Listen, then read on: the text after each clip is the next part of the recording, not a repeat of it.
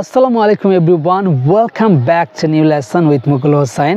So আজকের এই lesson থেকে আমরা শিখতে পারবো দুটি গুরুত্বপূর্ণ স্পোকেন ইংলিশের স্ট্রাকচার। আশা করি আপনাদের অনেক ভালো লাগবে। সো স্ট্রাকচার দুটি হচ্ছে I would like to and I would like. এই দুটি স্ট্রাকচার কি? I would like to and আরেকটি হচ্ছে আই উড লাইক। এই দুটি স্ট্রাকচার। সো এই দুটি স্ট্রাকচারের মানে কি এটা বুঝতে হলে আমরা আগে একটু ব্যাগে চলে যাই। দেখুন, আমরা যদি বলি যে আমি বাইরে যেতে চাই, তাহলে আমরা ইংরেজি কী বলি? I want two go outside, আমি বাইরে যেতে চাই। বা আমি খেতে চাই, আই ওয়ান্ট টু ইট, আমি খেতে চাই। আমি ইংরেজি শিখতে চাই, I want to learn English, তাই না? ডিয়ার লার্নার্স, এখানে খেয়াল করুন যে ওয়ান টু কিন্তু ব্যবহার করেছি। সো এই ওয়ান টু একটি ইনফর্মাল সিচুয়েশন। এই ওয়ান টুর পরিবর্তে আমরা ব্যবহার করব আই উড লাইক টু, অর্থাৎ উড লাইক টু। তাহলে উড লাইক টু এর বাংলা কী হলো? মানে চাওয়া অর্থে ব্যবহার করা হয়। তাহলে এটা কি? এটা একটি ফর্মাল এক্সপ্রেশন, খুবই অ্যাডভান্স একটি ব্যবহার। তাহলে আমরা কীভাবে বাক্য গঠন করব?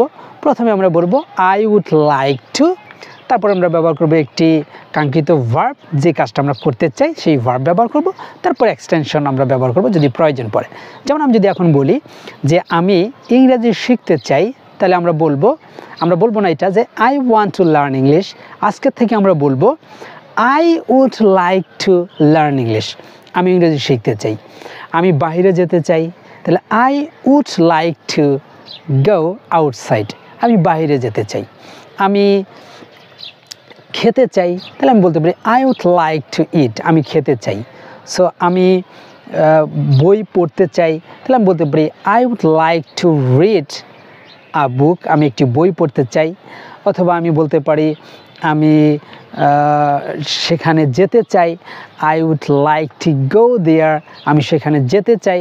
অর্থাৎ খুবই ফর্মাল একটা এক্সপ্রেশন। আমরা যখন আমার এল্ডারলি পার্সন থাকে না আমাদের, তাদের কাছ থেকে অনুমতি বা তাদের কাছ থেকে বলে যখন কাজটা করব, তখন আমরা এটা ব্যবহার করতে পারি।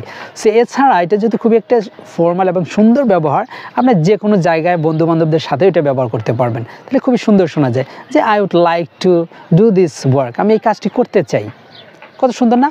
আমরা বলবো না I want to do this work, আমরা এটা বলবো না। আমরা বলবো I would like to do this work, আমি এই কাজটি করতে চাই। ঠিক আছে? সো এভাবে আমরা ব্যবহার করব। সো পরবর্তী ব্যবহারটি হচ্ছে আই উড লাইক। সো এটা আমরা কখন ব্যবহার করব? সো এটা আমরা ব্যবহার করব, দেখুন এখানে কিন্তু শুধু টু নেই। তাহলে অনেক সময় আমরা এটা বলি না যে আমি তোমার ফোন নাম্বার চাই, আমি তোমার বাইকটি চাই, আমি একটি টিস্যু চাই, এ ধরনের কথা বলি না?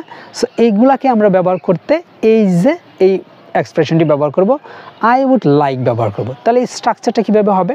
আই উড লাইক, তারপরে আমরা কোন জিনিসটা চাই সেটা ব্যবহার করব, অর্থাৎ এক্সটেনশন কিংবা অবজেক্ট আমরা ব্যবহার করতে পারি। যেমন আমি যদি বলি আমি একটি টিস্যু চাই, তাহলে বলতে পারি I would like a tissue, আমি একটি টিস্যু চাই।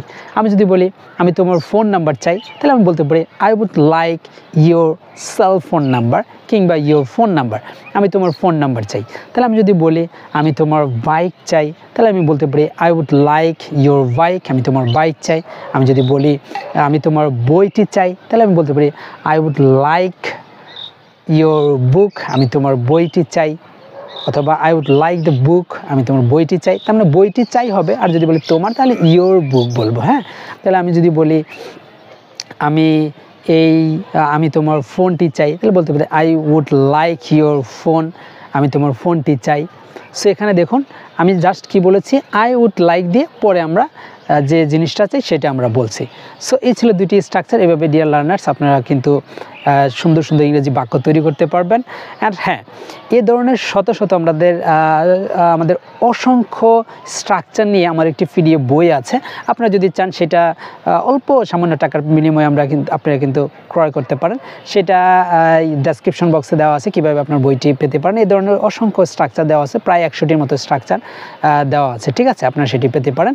সো এই ছিল আজকের লেসনটি। আবার দেখা হবে নতুন কোনো লেসন নিয়ে। সে পর্যন্ত সকলে ভালো থাকবেন, সুস্থ থাকবেন। আনটিল দেন, আল্লাহ হাফেজ।